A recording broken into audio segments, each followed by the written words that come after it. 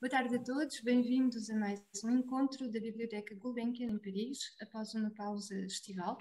Em nome da Fundação Calouste Gulbenkian, delegação em França, a Biblioteca Gulbenkian tem a honra e o privilégio de acolher esta tarde Miguel Real, romancista, ensaísta e crítico literário, nesta sessão de encontros que congregam a palavra dos autores e dos investigadores. É com muito gosto que a Biblioteca Gulbenkian volta a colaborar com ambos. Gostaríamos, do mesmo modo, agradecer a participação de todos os que estão a assistir a este encontro. Um tempo de questões será reservado no final da apresentação. Poderão colocar as vossas questões ou comentários via chat da plataforma Zoom, que serão transmitidos ao nosso convidado, ou então solicitar a palavra.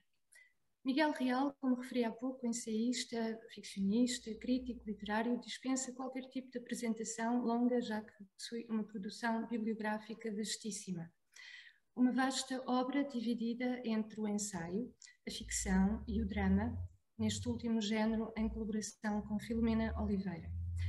Recebeu vários prémios e distinções nas diversas áreas em que trabalha, entre os quais o Prémio de Revelação na área do ensaio literário da Associação Portuguesa de Escritores, o Prémio da Associação dos Críticos Literários e o Prémio desta mesma associação na categoria Autores. Trabalha como crítico literário no JL, Jornal de Letras, Artes e Ideias, contribuiu e continua a contribuir com inúmeras recensões críticas editadas na revista Colóquio Letras da Fundação Calouste Gulbenkian. Miguel Real publicou, entre outras obras, Romance Português Contemporâneo, 1950-2010, de que Pessoa e Saramago é, por assim dizer, um desenvolvimento. Trata-se de uma das últimas publicações em data que nos vem hoje apresentar. Miguel Real faz também parte da equipa que prepara a publicação História Global da Literatura Portuguesa e tem para ele outras obras relativas a José Saramago, As Sete Vidas de José Saramago, uma biografia que será editada a 26 de setembro e um romance a publicar em breve, O Último Minuto na Vida de Saramago. Sendo 2022 o ano das comemorações do centenário de José Saramago, nada melhor do que começar os encontros da Biblioteca Gulbenkian em torno deste escritor, acompanhado de outro grande nome da literatura portuguesa, que é o de Fernando Pessoa. Segundo Miguel Real, dos grandes nomes da literatura portuguesa em dois tempos mentais diferentes, porém com duas características comuns: a total transgressão dos códigos estéticos do seu tempo, uma representação original da língua, do homem, da sociedade. Mas desde já deixo a palavra ao nosso convidado Miguel Real e, uma vez mais, muito obrigada por ter aceitado o convite da nossa biblioteca.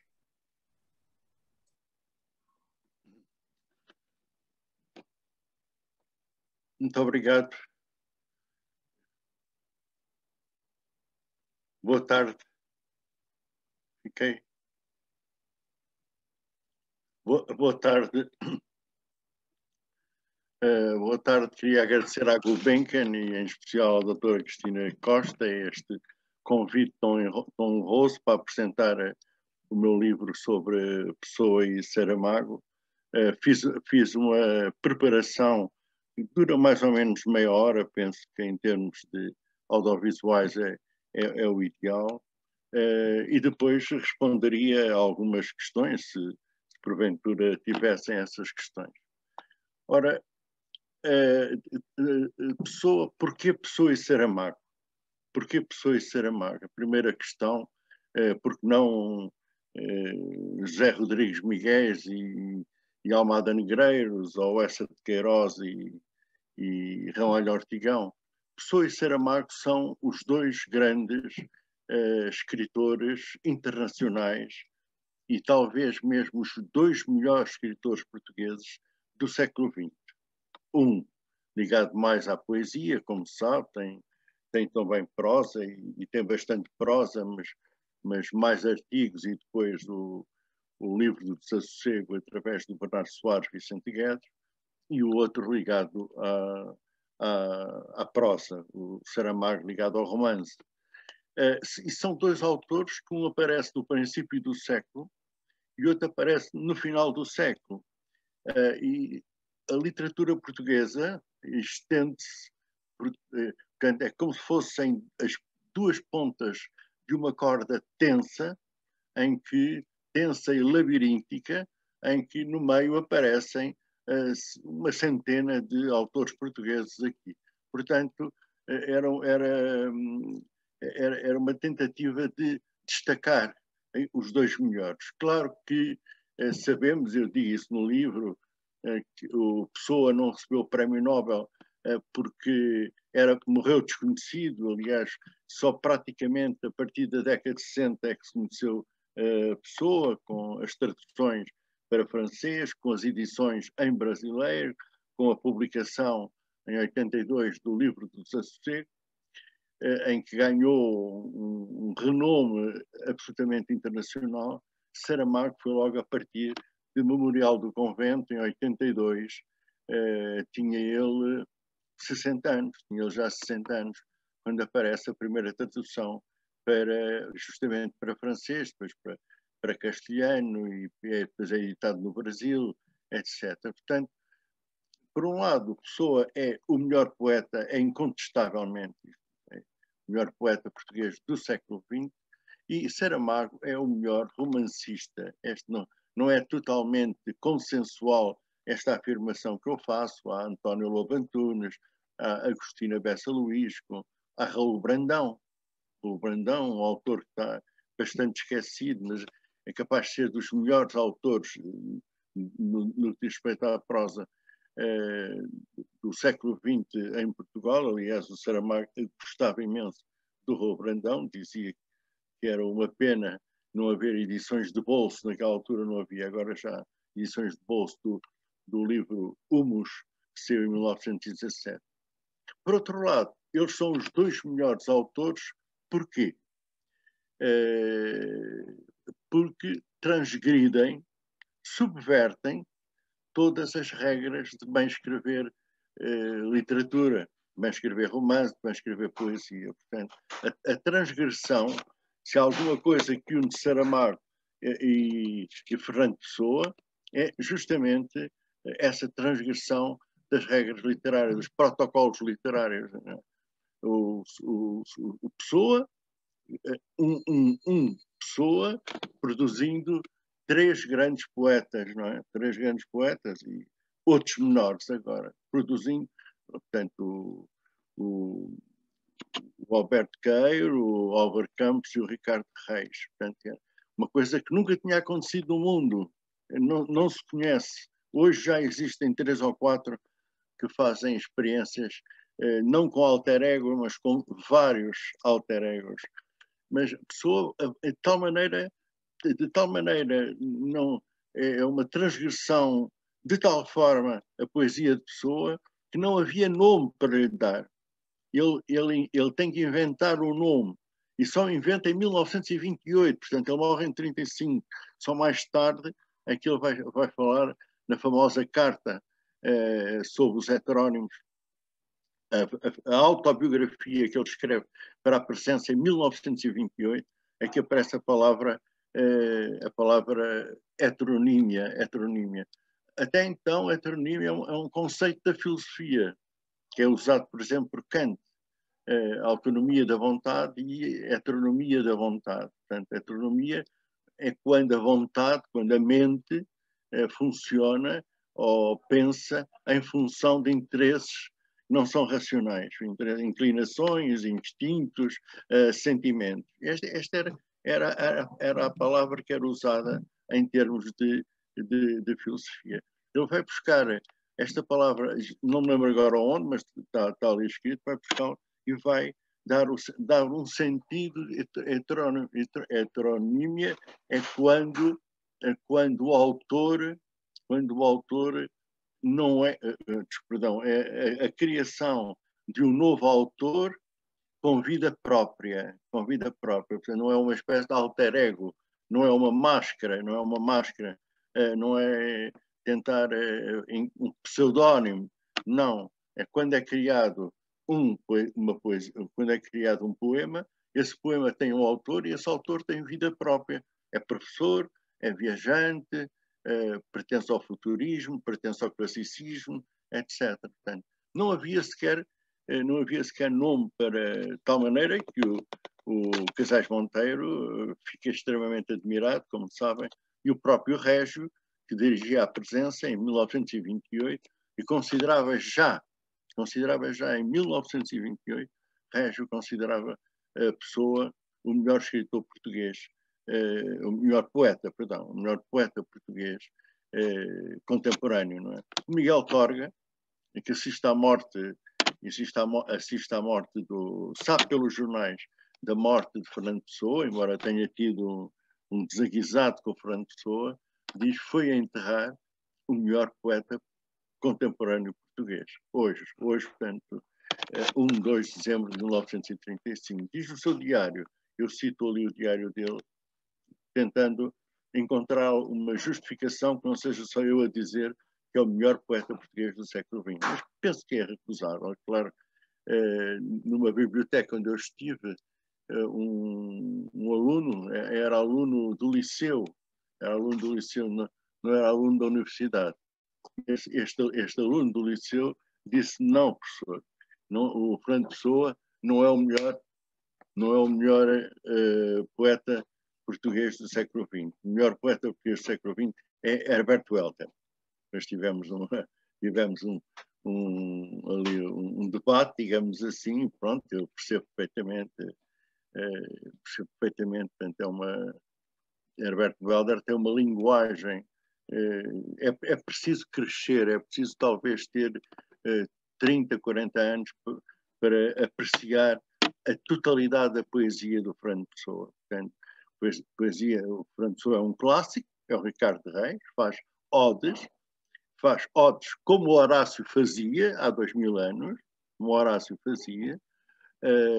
é Alberto Queiro, é um poeta popular, um poeta naturalista, digamos assim, que uma flor é uma flor, não há filosofias, filosofar é estar doente, diz ele.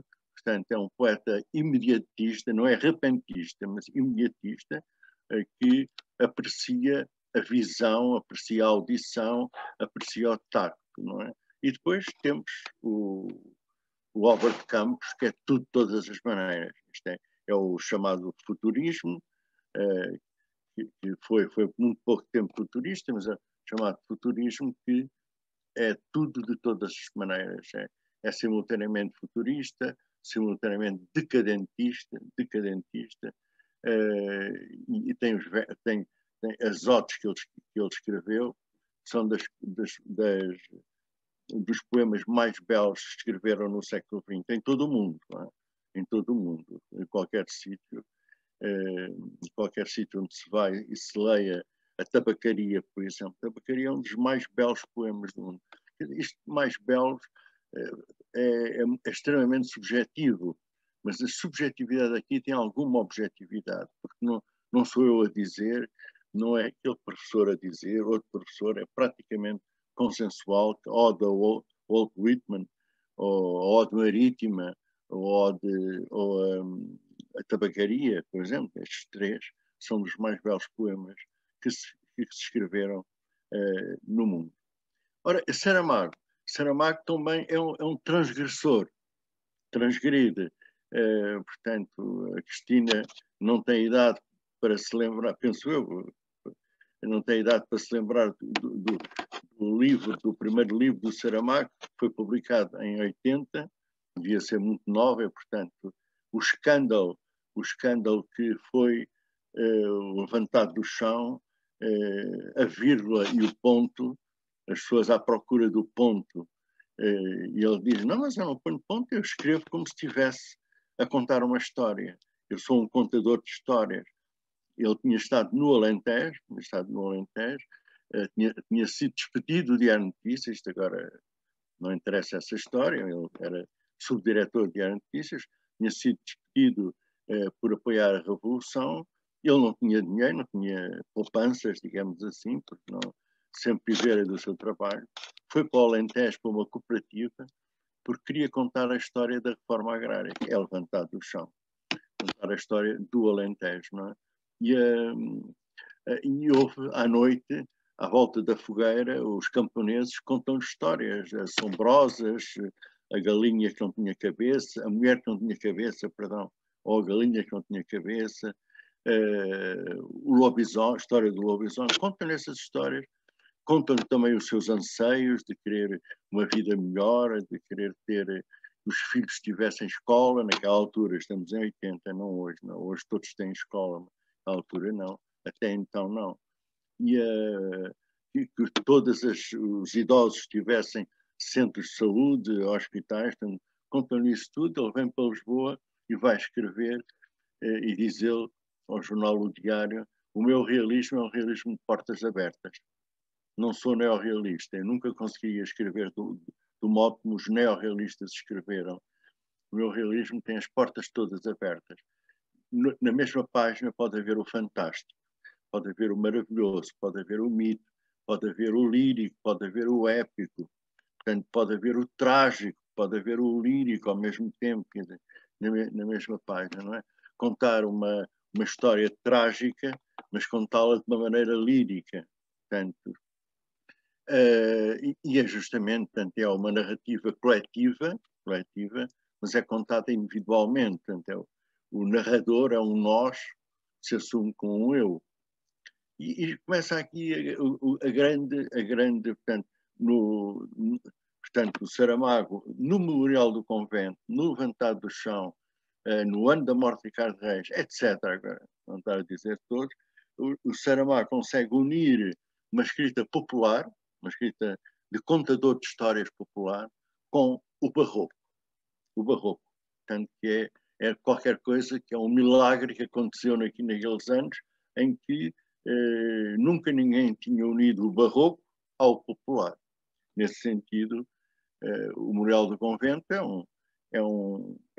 conta a história de uma mulher, que é a Brimunda, conta a história de um homem, que é o Baltazar, do povo, falam popularmente, que têm desejos populares, conta a história dos trabalhadores da Ilha da Madeira, que são 50 mil, salvo erro, que estão ali em Mafra a fazer o convento durante cerca de 30 anos. Portanto, conta a história da Mãe da Pedra, portanto, os trabalhadores que trazem as pedras todas para Mafra. Mafra não tinha pedra.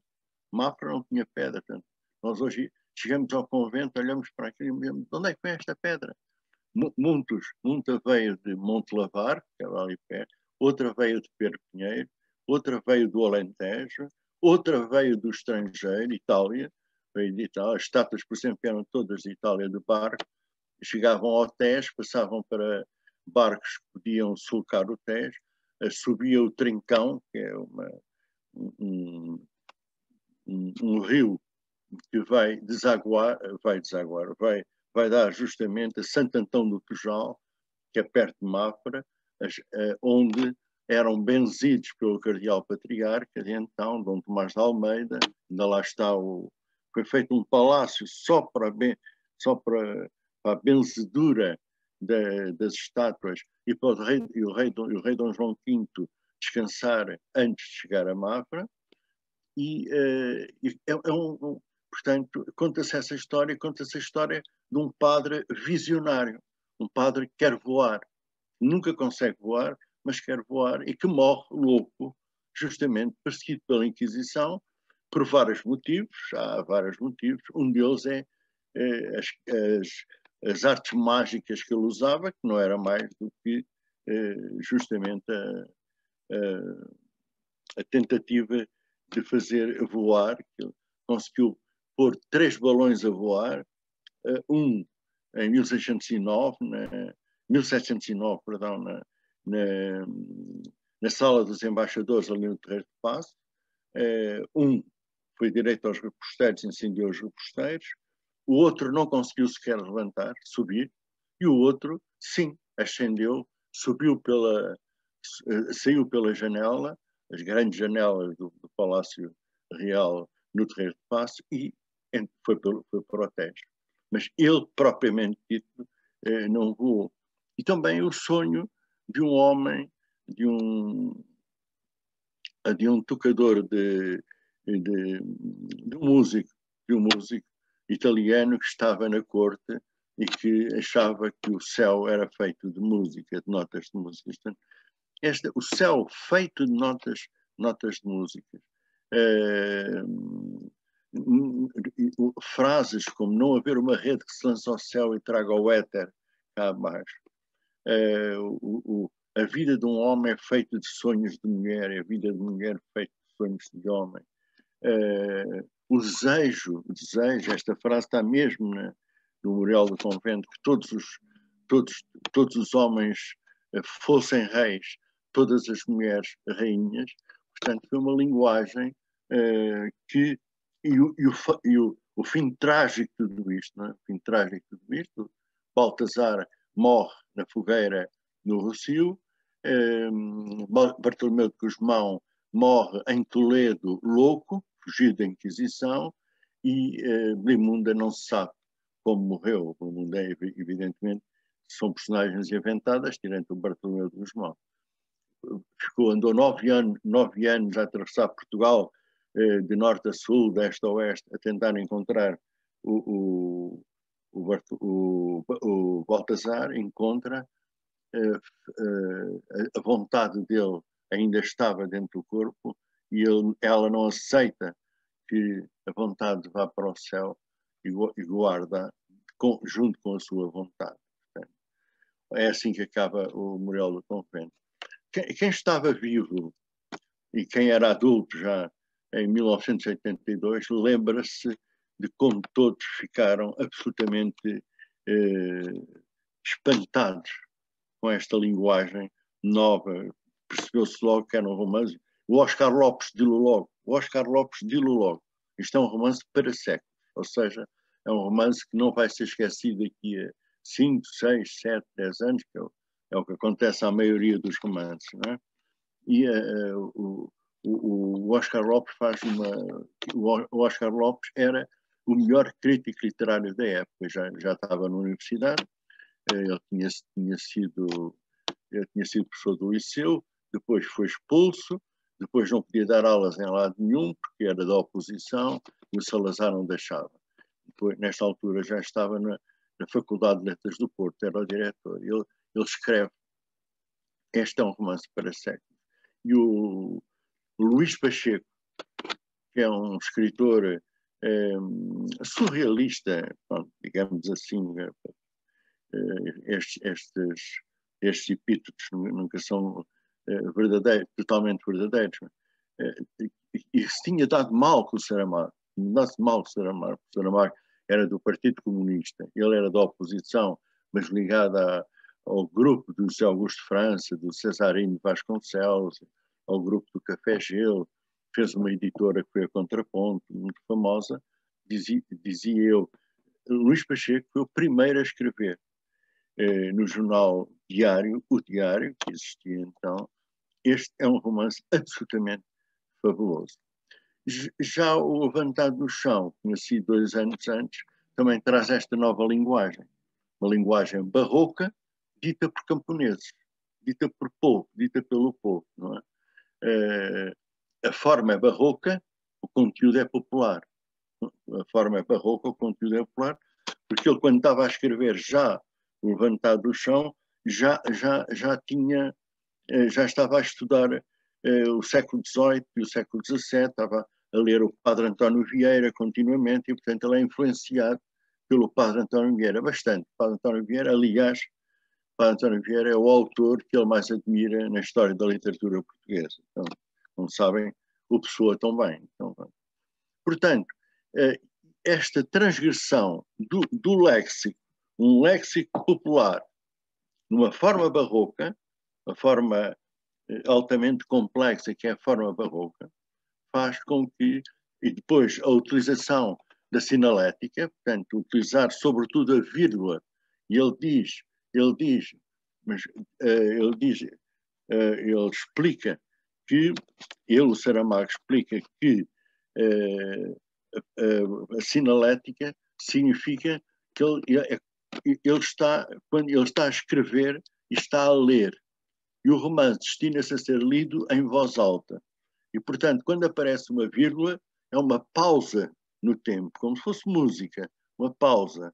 E não é para interromper a ideia, é uma pausa, não é para suspender a ideia, é pura e simplesmente uma pausa que depois continua. Portanto, nós não temos, diz ele, não temos nenhum sinal na nossa gramática royalina, de origem francesa, como sabe, um sinal a dizer isto aqui é uma pausa. Portanto, temos o ponto final, temos o ponto e vírgula, temos a vírgula, etc. Mas o que ele queria era, ele disse a escrever, dá uma pausa e muda de interlocutor. Em vez de pôr dois pontos, parágrafo, travessão, muda de interlocutor, sem mudar de linha, sem fazer os dois pontos e tal. Ele vai fazer isso. É mal recebido, as pessoas aceitam a grande originalidade dele, mas dizem, sobretudo, estávamos em 1980, o PREC, o processo revolucionário em curso, tinha acabado há 5 anos. Ele tinha sido um dos grandes protagonistas do PREC. Portanto, todas as pessoas que não eram do Partido Comunista, não é? Olhavam para ele como sendo, foi aquele homem que dizia para os militares virem para a rua, os militares defenderem a revolução no Diário de Notícias. Portanto, havia uma má vontade também, não é? Má vontade. Depois isto passa quando ele escreve O Ano da Morte de Ricardo Reis, isso já tinha passado. Toda a gente dizia, um grande escritor. E então O Ano da Morte de Ricardo Reis vendeu mais em Espanha e no Brasil do que em Portugal. E foi considerado um dos melhores romances do século, naquela altura logo. E, portanto, já toda a gente dizia, com o Gabriel Garcia Marques, são de esquerda, são Gabriel Garcia Marques, não sei se sabem, foi receber o Prémio Nobel vestido de camponês colombiano. Portanto, aqueles berlocos todos. Tenho a imagem dele, mas não sei descrever os fatos. Portanto, todos disseram, ei, que demagogia, ele está a dizer que está a representar os camponeses. Pronto, mas depois passou, não é? Depois, são questões circunstanciais que não têm importância. Então, temos aqui dois autores que fazem, dentro da literatura, fazem no interior da literatura, profundas revoluções. Profundíssimas revoluções. Nunca mais a literatura vai ser como era antes. Com o Pessoa,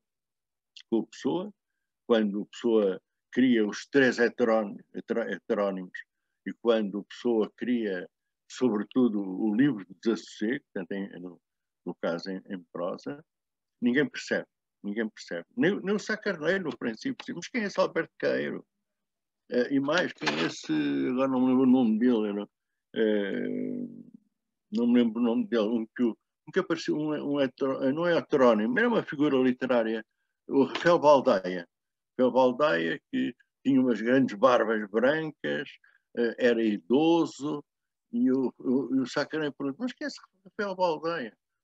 E o António Ferro, e depois pergunta quem é esse Alberto Queiro, mas ele escreve tão bem. E o Pessoa diz, foi um camponês que o António Ferro apresentou, um camponês do Ribatejo, no princípio, um camponês. E o Sá Carneiro, um camponês, a escrever assim. Eu sei que a linguagem é límpida, não é? A linguagem dos poemas de Alberto Queiro é muito límpida, muito rasa, digamos assim. Uma pedra é uma pedra, um girassol é uma girassol, uma flor é uma flor.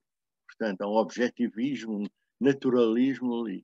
E pensar é estar doente. E claro que o Sá Carneiro desconfia logo, e depois, evidentemente, todos os outros amigos. Mas quem é que sabia? Quando o Pessoa morreu, em 1934, quem é que sabia que ele escrevia em nome de Alberto Queiro, Álvaro Campos e Ricardo Reis e Bernardo Soares? Ninguém. Quer dizer, sabia 50 pessoas. 50 pessoas, acredito que sabiam, evidentemente, mas comparado com os milhões de pessoas que o leem hoje, aliás, a partir de 28, mais ou menos 27, 28, ele entra num processo de um certo decadentismo. Olha, quando escreve a tabacaria, por exemplo, uma certa decadência, não é? quando aparece em Força o Bernardo Soares, que é a partir de 27, 28, já existia, não é? A Floresta do Alhamento é escrita em 1913, mas o Pessoa tinha uma maneira de escrever fragmentária. Não é? Escrevia, ia escrevendo, tinha um envelope, ou mais tarde arranjava envelopes, em que tudo o que era de Robert Kerr punha aqui, tudo o que era de Ricardo Reis punha ali. Não é? Mas escrevia fragmentariamente. Tudo o que era do livro de Z punha em 2 ou 3 envelopes. Não é?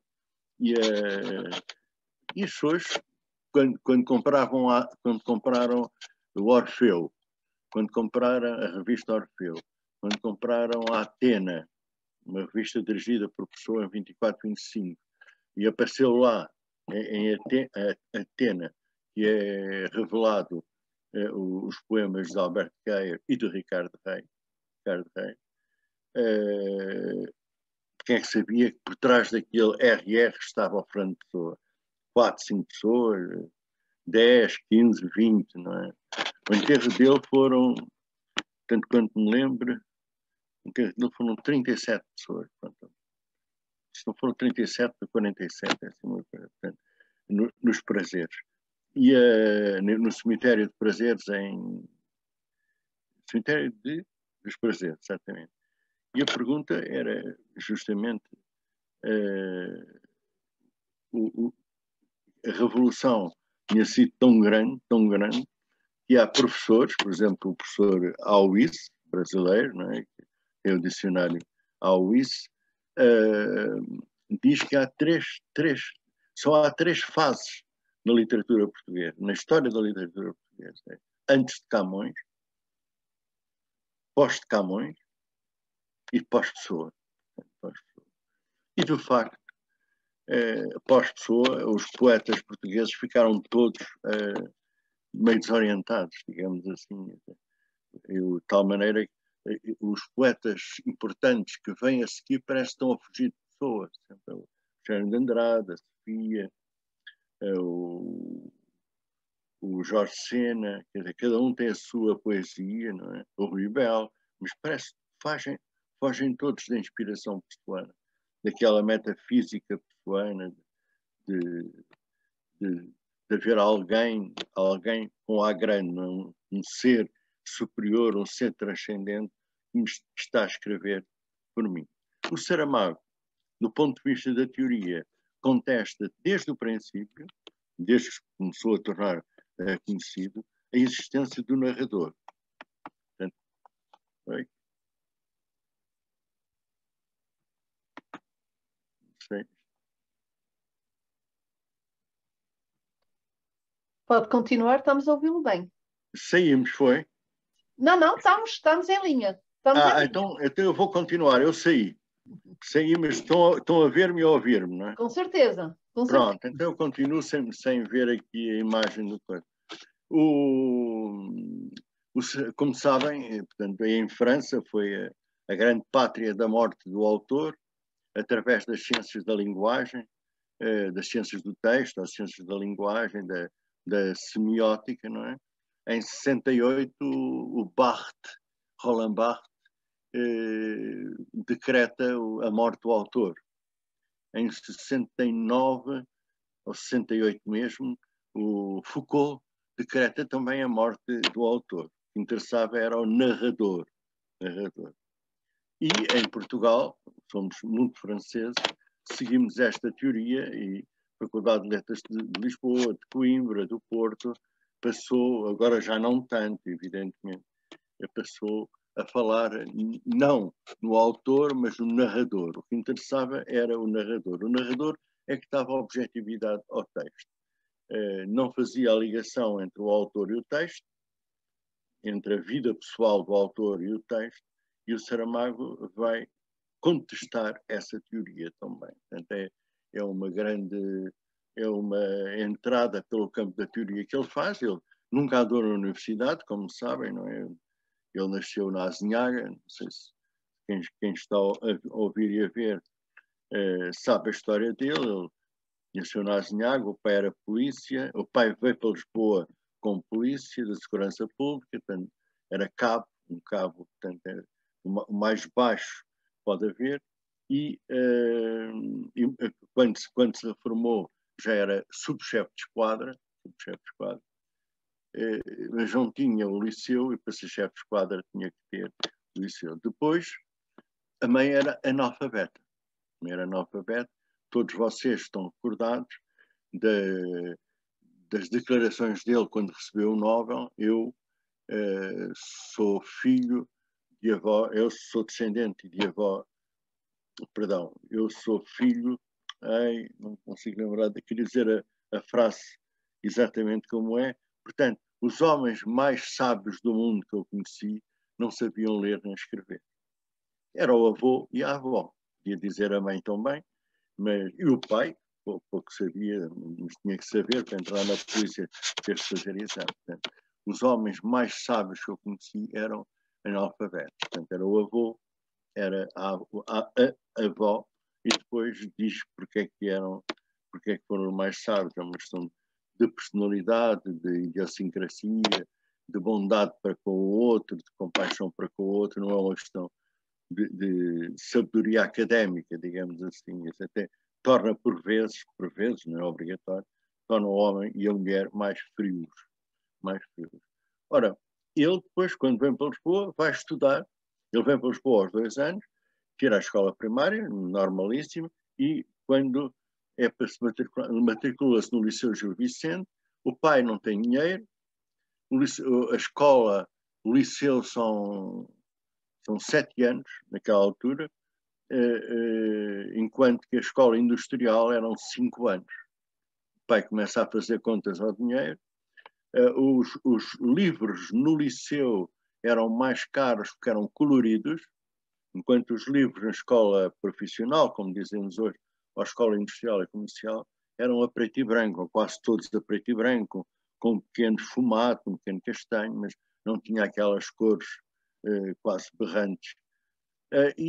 O pai, ele perde a bolsa, o Saramago entra no Liceu Gil Vicente com uma bolsa do Estado, perde a bolsa, tem notas fracas a matemática e é transferido pelo pai para uma escola industrial chamada Afonso Domingos, que já não existe hoje. E tira um curso serralheiro. Saramago, o único diploma que tem é de serralheiro.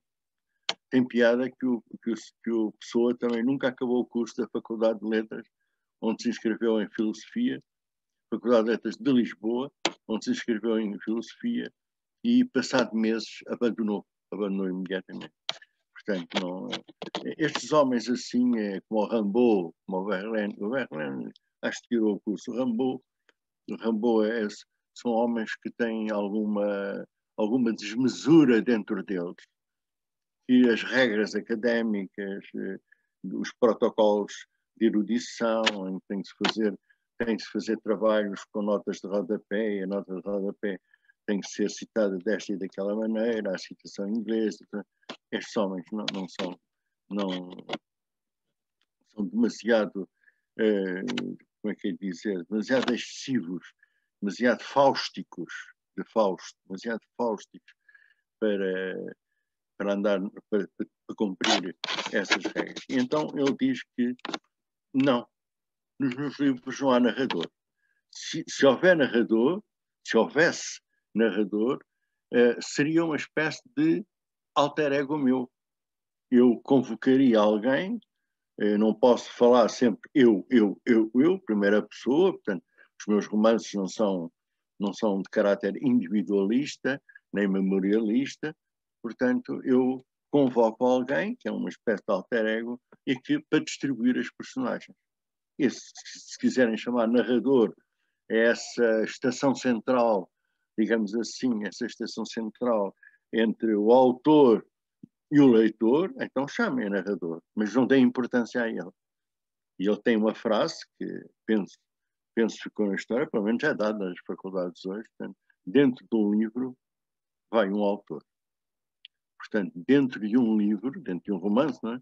Vai um homem vivo que viveu os fundamentos daquele romance. Não quer dizer que viva todos os episódios, mas os fundamentos. E, portanto, O narrador é uma invenção da academia, uma invenção da universidade.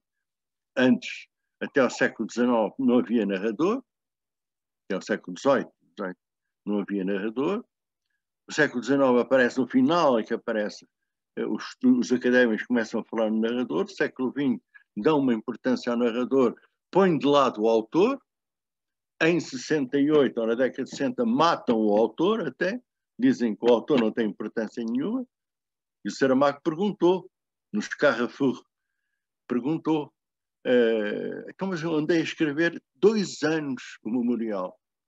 Eu li centenas de páginas do século XVII e XVIII para escrever o memorial. E agora não existe. É um tal narrador, um tal narrador é que me vai substituir. Pronto, e quando foi do ano da morte de Ricardo Reis, em 84, foi mesmo isso. Os académicos não respondiam, só um é que respondeu. Foi o Manuel Frias Martins, não sei se conhece, estava reformado, era professor na Faculdade de Letras. Não respondiam, portanto, viam que o Saramago estava fora das teorias da narração e, portanto, não valia a pena responder, e ele também, mas ele continuava sempre a insistir. Ora, o Saramago tem 2 faces e, portanto, é este homem, portanto, foi serralheiro, e foi mesmo serralheiro no Hospital São José, que era o Hospital Central de Lisboa, em 30 e tal, foi quando ele acabou o curso. Depois trabalhou em oficinas, a reparar cabeças de motor. Depois trabalhou nos escritórios das 2 companhias de seguros e, finalmente, por uma sorte enorme, sempre a escrever. Desde os 16 anos que ele escreve e quer ser escritor. E eu vou contar, para quem não souber, vou contar esta história. Ele tinha 16 anos, era finalista da Escola Industrial Afonso Domingos e tinha 16, 17 anos. Estava a repetir uma cadeira que era trabalhos oficinais. Ele tinha pouco cheio, estava a repeti-la e tinha tempo livre. E começou a ir à biblioteca da escola. E um dia, a ver os livros que eu podia trazer para casa, ver um livrinho muito estreitinho, estava lá no meio dos outros e tal, e puxa-o, o livro está encadernado e vê que não é um livro, é uma revista. É o primeiro número da revista Atena, onde o Fernando Pessoa, de 1924, onde o Fernando Pessoa apresenta ao mundo o Ricardo Reis. E ele começa a ler aquilo, leva para casa, começa a ler e diz: eis a beleza em estado puro. E cita vários poemas, que agora não interessa quais são, cita vários poemas e diz: eis a beleza em estado puro. E depois diz, portanto, ele, com 16, 17 anos, encontra a beleza em estado puro. Veja bem, isto não é um homem que anda a arranjar, não é um homem que está a aprender serralharia. Não é? Quem aprende serralharia em 1930 e tal, evidentemente que joga matraquilhos, não sei como é, deve haver em França também, joga futebol, com certeza, joga basquetebol, não anda à procura de livros de poesia. E depois diz, portanto, ele eis a beleza em estado puro, e para mim foi um novo sol que nasceu. Para mim foi um novo sol que nasceu. Quem escreve assim, quem diz estas palavras, ele toma nota, e depois mais tarde diz isto nos cadernos de Lanzarote, quem escreve estas palavras aos 16 anos ia ser um bom escritor, sem dúvida. Bem, não, o Saramago sente-se ofendido, sente-se humilhado, ele até diz 5 humilhado, quando me tiram dos meus próprios livros. Portanto, eu sou o autor. Portanto, o Saramago tem uma teoria que é ao cidadão, que é um conceito político e social. Não tem nada a ver com literatura, não é? Ele nunca mistura isso. Do cidadão sai o escritor. Mas o escritor não pode cortar com o cidadão totalmente. O escritor nasce do cidadão. Do escritor nasce o autor. O escritor é aquele que pode ser poeta, pode ser romancista, pode ser memorialista, pode ser jornalista também. Do cidadão nasce o escritor, ou o jornalista, por exemplo. Do escritor nasce o autor, que é o que é que eu vou escrever este ano? Então, aqui é que determina, não é? E, finalmente, se quiserem, dizia Saramago, do autor então nasce o narrador. Portanto, o cidadão nasce o escritor, do escritor o autor. Portanto, estes três estão todos interligados e, portanto, eu só posso escrever, diz o Saramago, sobre temas que os tenha vivido. E, portanto, ele vai escrever o ano da morte de Ricardo Reis. Passa-se em 1936. Ora, Saramago vivia com os pais, portanto, ele nasceu em 22, vivia com os pais, estava a acabar o curso na Escola Industrial Afonso Domingos, não tinha conhecido ainda a mulher, a Hilda Reis, a futura mulher dele, não tinha saído de casa sequer, e ele vive. Ele vai contar a Revolução, vai contar os 10 anos da Revolução Nacional, em Braga, portanto, é o Deus, Pátria, Família do Salazar. Ele assistiu pela rádio, evidentemente, pela rádio. Ele vai contar a Guerra de Espanha. Ele tem um vizinho onde vivia que era espanhol, uma vizinha que era espanhola e que fala ao mundo sobre a Guerra de Espanha, e os jornais trazem todos na primeira página a Guerra de Espanha. Não é?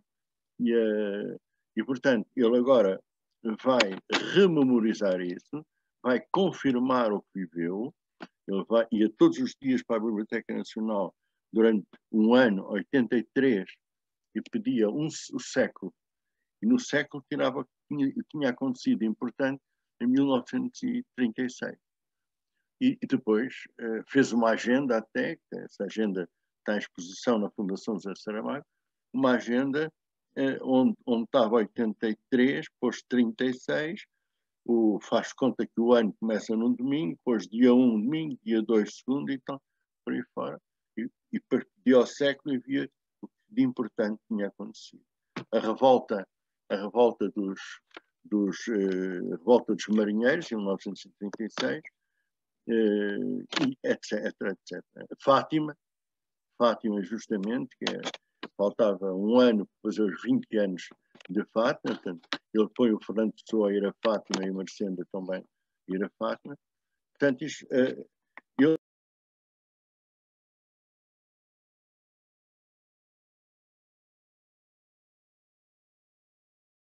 que ele escreve. Obrigado. Não é por acaso que ele escreve, por exemplo, as intermitências da morte, a partir dos 80 anos. Não é por acaso que ele escreve, casa-se com uma espanhola, escreve Jangada de Pedra. Ou, pronto, quer dizer, portanto, eu vou só estar aqui agora, iniciar o meu vídeo, talvez tenha... tinha-me deixado de ver, estava aqui a falar com um ecrã escuro. Então, o Saramago vai ser o Fernando Pessoa do romance, digamos assim. Depois, o Fernando Pessoa é um homem cidadão conservador, do ponto de vista conservador inglês, se quisermos. Agora que morreu a Rainha Isabel, percebemos como é que é um conservador inglês, o apego às instituições, um comportamento decente para com todos, decente honesto para com todos, uma noção de dever muito grande que trouxe milhões de pessoas, portanto, para as ruas de Londres. Fernando Pessoa era um conservador inglês, ele disse, um conservador liberal, ele disse 2 ou 3 vezes, mesmo no final da sua vida, diz odiar Lisboa, por exemplo. E, portanto, não tem nada a ver com a revolução comunista do Saramago. Mas, evidentemente, tem a ver do ponto de vista lírico. Ele escreve a mensagem, é o único livro dele publicado em vida, só um livro, hoje parece impossível Pois parece impossível, parece onde é que estava Portugal, só publicou um livro do Pessoa quando ele estava vivo, que é a Mensagem.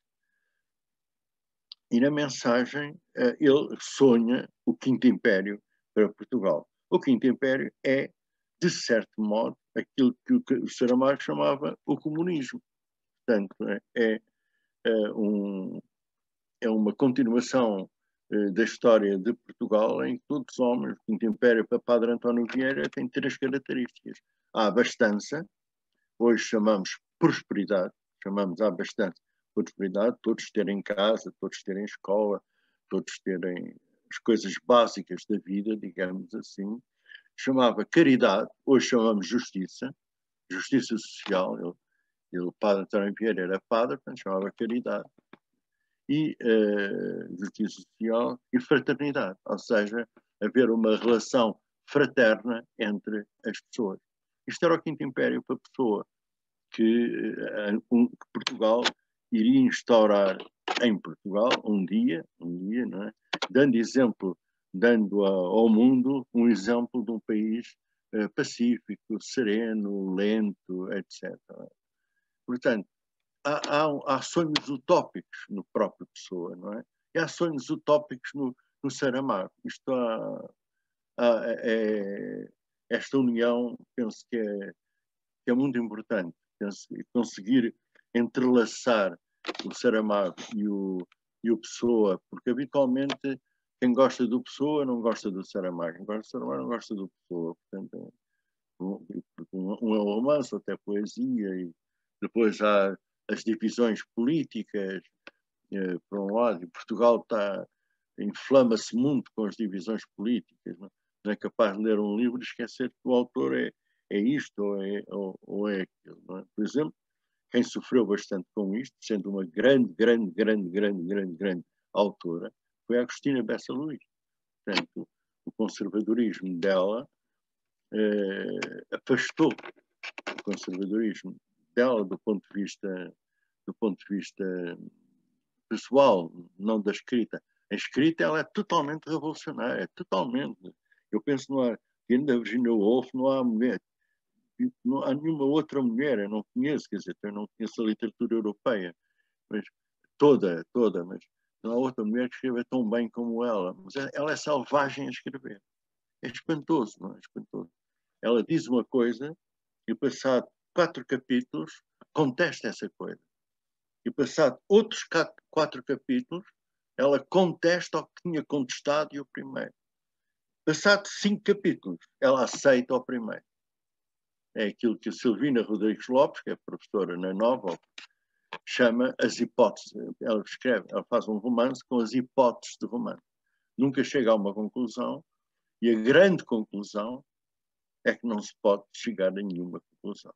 Portanto, é pessimista relativamente ao homem, e Saramago, pessimista, altamente pessimista relativamente ao homem. Reparem, o último livro de Saramago, que é Caim, ele mata a humanidade. Portanto, Adão e Eva, a Abel e Caim, Caim mata Abel, não há mais ninguém, e ele Saramago, acaba por matar, ele como autor, não é? Como autor acaba por matar a personagem Caim, dizendo justamente este é um vírus da Terra, acho que é assim que ele escreve. É melhor, em vez de esperarmos que se dê a evolução da humanidade, haja guerras e guerras e guerras e guerras, e pobre, e pobreza, e fome, etc, etc, então acabemos já com isto, e Caim é morto. Portanto, são realmente autores muito importantes, até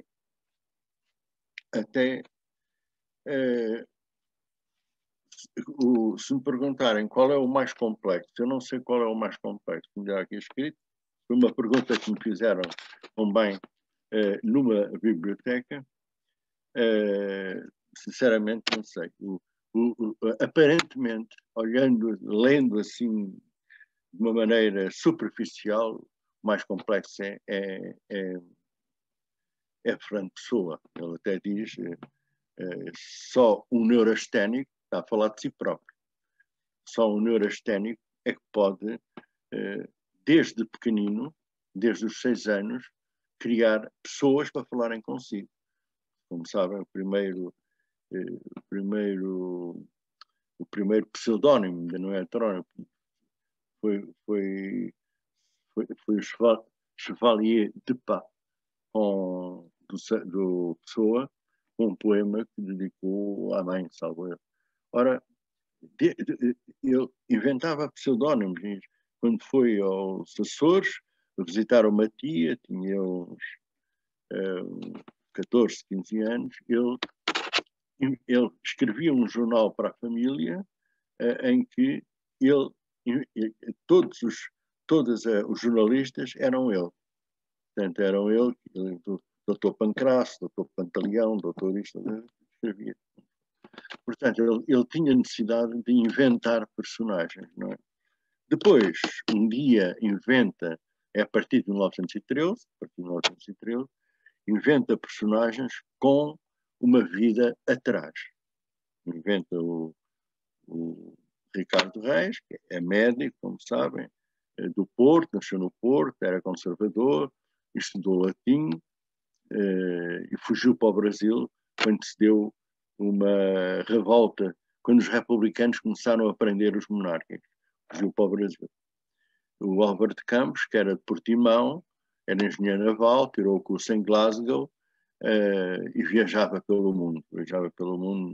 Nunca teve assim uma profissão definida, além de ser engenheiro. O Alberto Queiro não era nada. Portanto, tinha nascido no Ribatejo, vivia com uma tia, salvo erro. Nunca estudou, tirando os estudos básicos, não é? E adorava a natureza. Portanto, são os naturalistas do princípio do século, vegetarianos, etc. Ora, portanto, o Pessoa tem que ter na sua mente 3 pessoas. Estes 3, mais o Bernardo Soares e mais 60 ou 70 figuras literárias. O Barão de Teijo, o Rafael Baldaia, o António Mora, o António Mora, o Rafael Baldaia estuda astrologia, o António Mora é neopaganista, portanto é anticatólico, anti-igreja romana, portanto, o António Mora, o Rafael Baldaia, muitos mais, não é? O Bernardo Soares é ajudante de guarda-livros, trabalha, ajudante de contabilidade, ou ajudante de guarda-livros, trabalha na Rua dos Douradores, portanto ele faz é como se fosse uma peça de teatro. Ele próprio diz, é como se fosse uma peça de teatro, só que em vez de ser uma cena ou 2 ou 3, acompanha-me na vida, né? Acompanha-me na vida. Pronto, por um lado, por outro lado, ainda há o Pessoa que escreve. Quer dizer, além destes que eu disse, que são 60 e tal, nunca os fixei. Ainda há o Pessoa, Fernando Pessoa mesmo, que escreve, chamado Ortónimo, que escreve, mas não se apaga perante os, como é que é dizer? Não se apaga perante os heterónimos. Pelo contrário, ele tem uma obra poderosa. O Fernando Pessoa tem uma obra poderosíssima. Ele próprio, quase toda ela ligado a um certo ocultismo, um certo misticismo também, e está convencido, diz ele, está convencido, e diz na sua poesia, que alguém escreve por ele. Portanto, alguém escreve por ele, que alguém comunica o que ele quer dizer, põe na boca dele, põe na mão dele a escrever aquilo. Portanto, são seres, aquilo que ele chama os seres superiores. E acredita nisso. E há provas que acreditam nisso. Há provas de que, como diz o Eduardo Lourenço, já que estamos numa das casas de Eduardo Lourenço, a única obsessão de Fernando Pessoa toda a vida foi o ocultismo. Mas a obsessão não é no sentido de tentar sempre, como sabem, ele fez várias cartas astrológicas para si próprio, tentou prever a morte dele, a data da morte dele, dizem que ele errou por meses. Ora, portanto, há um Fernando Pessoa, já chegava, nunca se fizeram poemas tão belos de caráter oculto, de caráter místico, do que aqueles. O professor, não me lembro o nome, publicou a obra completa dele, de Fernando Pessoa, só Pessoa, e só os poemas ocultistas, ou que eles chamam os poemas esotéricos, e são 400 e tal páginas. Portanto, estão a ver durante toda a vida, toda a vida. Para além disto, era um futurista que acreditava no motor de explosão, acreditava no parque a vapor, na eletricidade, acreditava nas fábricas, acreditava nas grandes siderurgias, acreditava no autocarro, estava no carro, e fazia poemas a motores. Depois há o Ricardo Reis, que é um clássico romano, que escreve como se estivesse na Grécia, como se estivesse em Roma. Depois há ainda o Alberto Queiro, que é um naturalista, digamos assim. E por isso há autores que defendem, e cada heterónimo e ele próprio são as quatro grandes correntes da filosofia do princípio do século. Quatro grandes correntes da filosofia do princípio do século. Portanto, o perspectivismo, a tecnologia, que é o Albert Camus, né? o grande louvor da tecnologia, é uma saudade do passado, da vida calma do passado, que é o Ricardo Reis. Portanto, olhar para trás e dizer aqueles homens é que viveram sem conhecerem o motor, viveram bem. Depois há o princípio da ecologia, o princípio do amor à natureza, é o Alberto Queiro, e pronto, são estes três, e depois há todas as filosofias místicas do princípio do certo? A mesa pé de galo, o espiritismo, tudo isso, que é o próprio Fernando Pessoa. Portanto, ele consegue dar uma síntese. Se fizermos um estudo, ele consegue dar uma síntese das quatro grandes filosofias do princípio do século. Portanto, nesse sentido é mais complexo, não é? Mais complexo. E é uma sombra, é difícil passar de um para o outro. Como é que ele passou? Como é que ele se inspirava para escrever uma ode aos barcos a motor, aos barcos a vapor, e simultaneamente inspirava-se para escrever uma ode à Lídia, portanto, que é aquela a mulher por quem o Ricardo Reis se apaixona, a Lídia, a Marcenda, são vários. Não é? Pronto, e nesse sentido, talvez o Fernando Pessoa seja mais complexo. Também, cada livro do Fernando Pessoa eram poemas.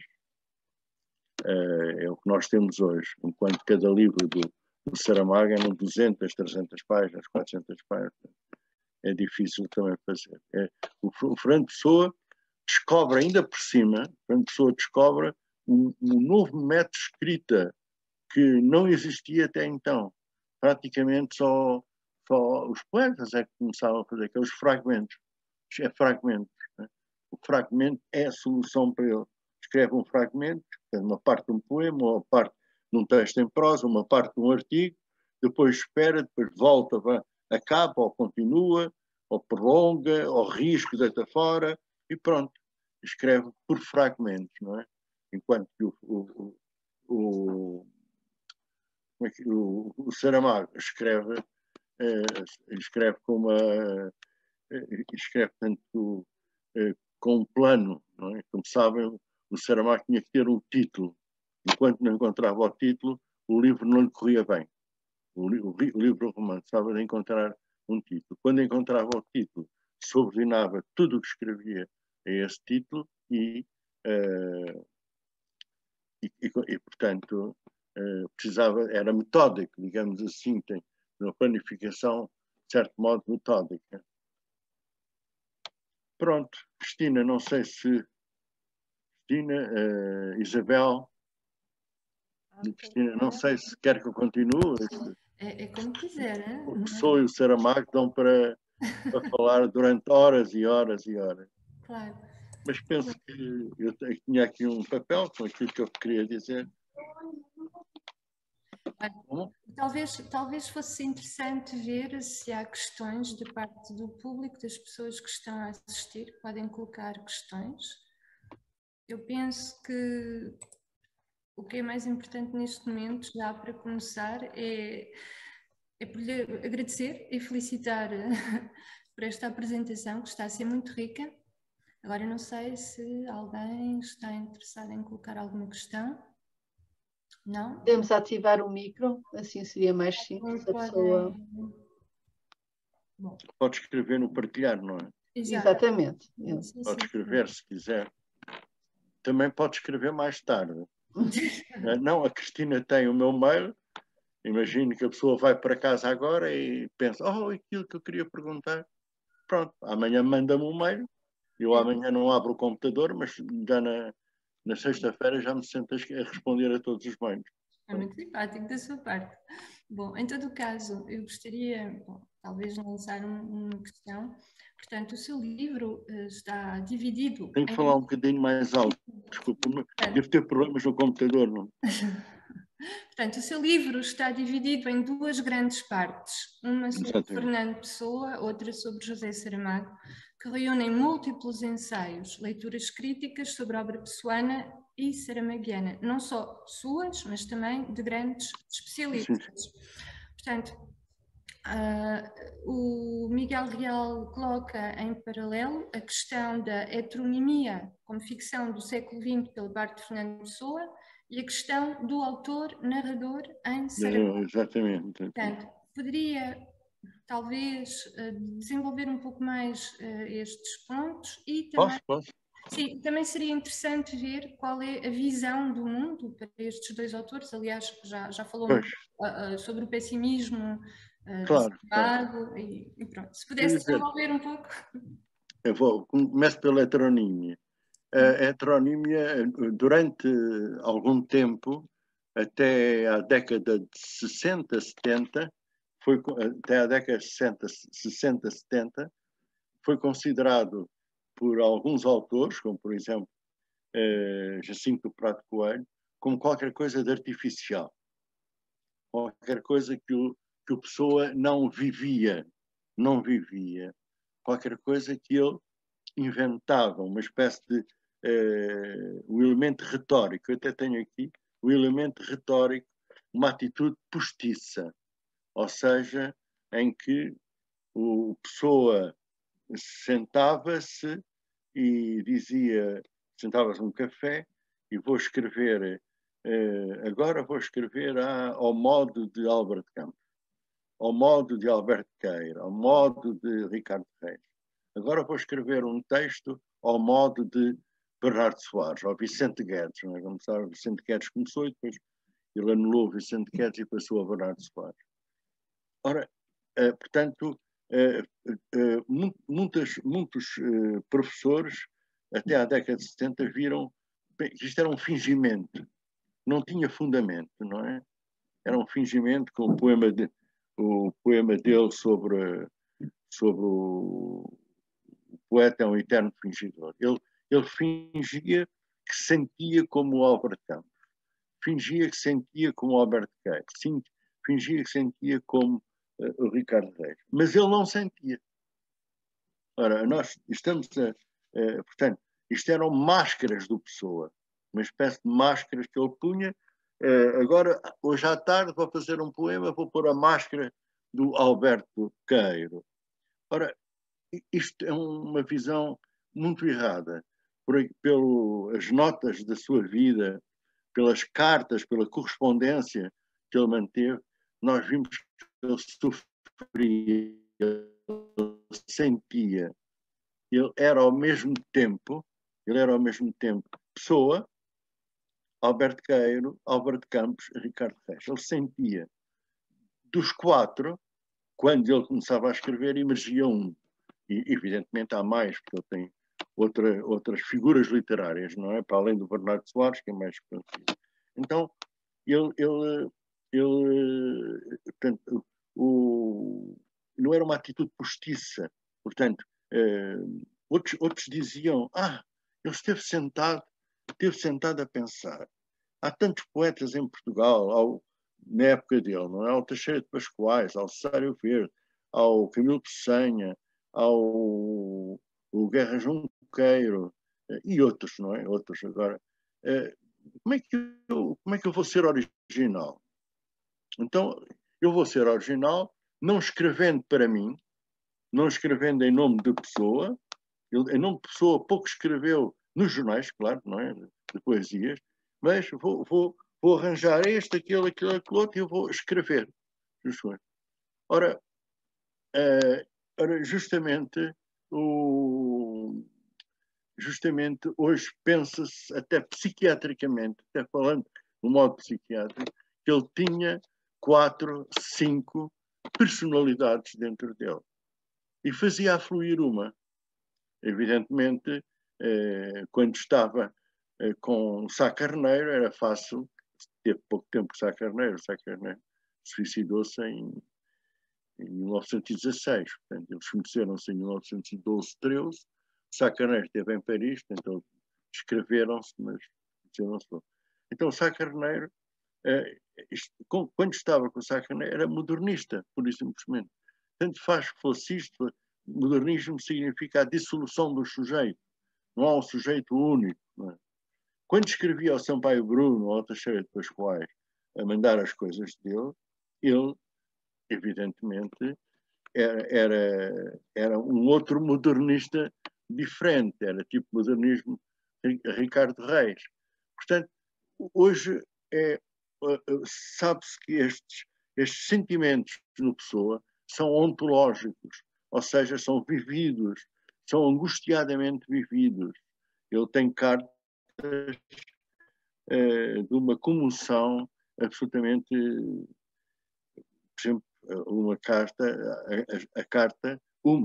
duas cartas à Ofélia, aquela carta de 1929, 1930, salvo eu, em que ele diz: Ofélia, eu gosto de ti, mas não posso casar contigo. Eu não sou, diz assim mais ou menos, não posso casar contigo porque eu não sou tributável. Eu não consigo ser um pai. Não quero ter filhos, educar os filhos. Eu não te consigo fazer feliz. Tu queres um marido para seres feliz. E eu não consigo ser feliz. Entre a minha obra e tu, Ofélia, não é?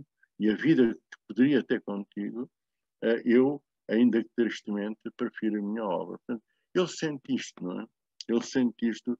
Ele não finge, ele não está a viver a fingir, a simular, a criar máscaras artificiais, não é? Ele não está a querer ter ideias originais. Ele tem ideias originais dentro dele e sofre com essas ideias. Sofre, não é? Portanto, quantos poemas que nós vemos hoje, pertencentes principalmente os do Alberto Queiro e os do Álvaro de Campos, que ele não sofreu a escrever. Não sofreu. A Tabacaria, por exemplo, já é um poema decadente. É do Álvaro de Campos, mas é um poema decadente. Quer dizer, o importante os Esteves da metafísica. A menina come gelado, a menina come chocolate. Portanto, não há nada mais no mundo do que comer chocolate. Isso é decadente. Um homem que tinha vivido 40 e tal anos, não é? 40 anos, 45 anos, chega à conclusão que a vida não tem sentido. Não é a vida dele. Isso eu já tinha chegado a uma série de conclusões. É essa conclusão. É a vida da humanidade, a vida do país, a vida dos homens. Não tem sentido. É o acaso, enfim, e é o quem está por detrás. Quem define esse acaso, que são os tais seres superiores em que ele acredita, não é? Pronto. O Saramago é diferente. O Saramago é racionalista. Portanto, reparem, um homem que foi isto, foi aquilo, é um homem que estilhaçou a sua consciência, o seu eu está estilhaçado, não é? Ele, de manhã, pode ser o Bernardo Soares, à tarde pode ser o Albert Campos, ao fim da tarde pode ser o Ricardo Reis, à noite é o Albert Queiro. O Albert Queiro tem que ser de dia por causa da luz, do sol, etc. O Albert Campos é que pode ser à noite. Ora,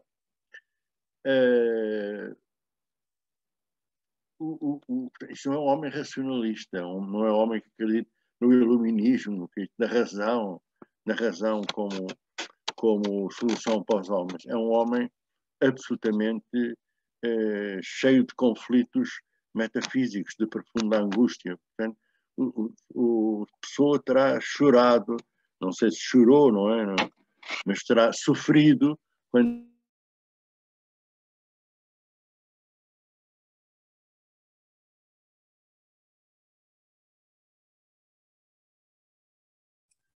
um pequeno problema de conexão. Sim. Vamos aguardar um bocadinho. Cristina? Bom, eu penso que vamos ter de terminar, porque penso que o Miguel Real perdeu a conexão, mas em todo o caso foi muito interessante. Agradecemos ao nosso convidado. Foi um belo encontro em torno do livro Pessoa e Saramago, que está atualmente disponível na Biblioteca Gulbenkian, assim como todas as obras de Miguel Real. Queremos também agradecer a todos os que do outro lado assistiram, sem esquecer a Isabel, pelo lado técnico. Este encontro será colocado em breve no site da Fundação e será divulgado através das nossas redes sociais. Recordamos que 2 próximos encontros da Biblioteca Gulbenkian decorrerão a 29 e a 30 de setembro, via Zoom, por volta das 17h15. Uma vez mais, muito obrigada a todos e até breve. Obrigada. Obrigada a todos.